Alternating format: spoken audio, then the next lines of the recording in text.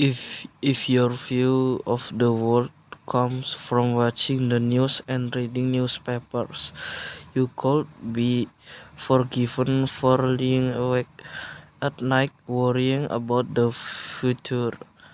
Apparently, rising violence and population rates mean humans are both killing each other in every large number and being born at rates the world's resource can sustain.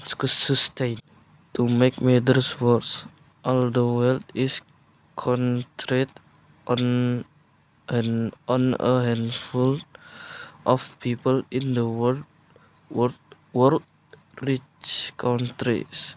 People in low income countries live in poverty while the West gets richer. Depressing is not it.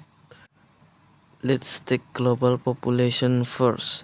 It's around 7 billion now, in in line with figures pre- predicted by UN in 1958.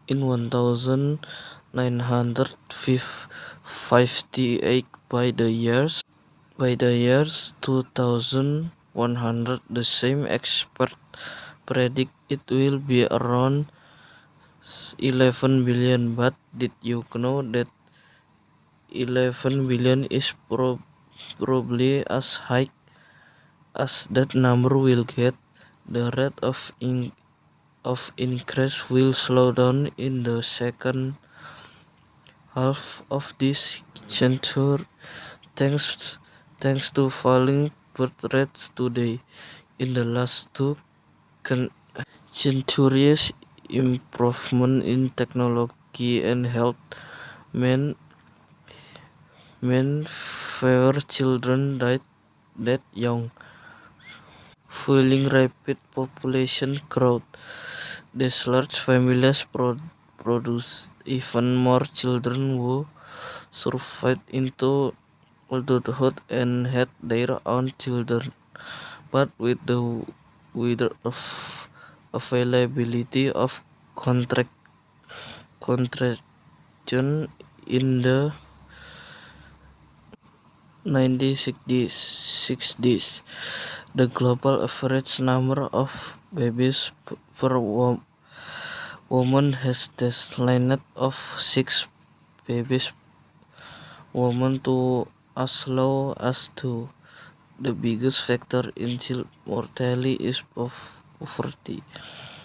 And while it's still true that only 20% of the world take about 74% of the world's income, 60% of the world now falls into a middle income group, with 11.6%, the smallest amount of people in history, still living in conditions of extreme poverty. In the majority of the world's people have money. International aid could realistically achieve the UN target of eradicate poverty by 2030.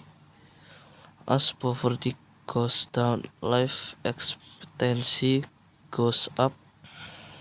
Birth rates go down because parents can expect their existing children to survive, and the global population stabilizes.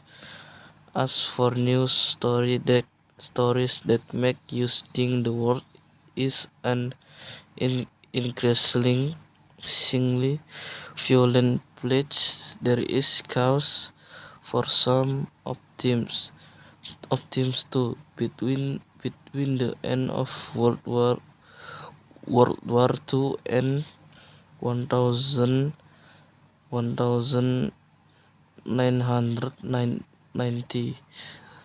There were 30 wars that killed more than 100,000 people.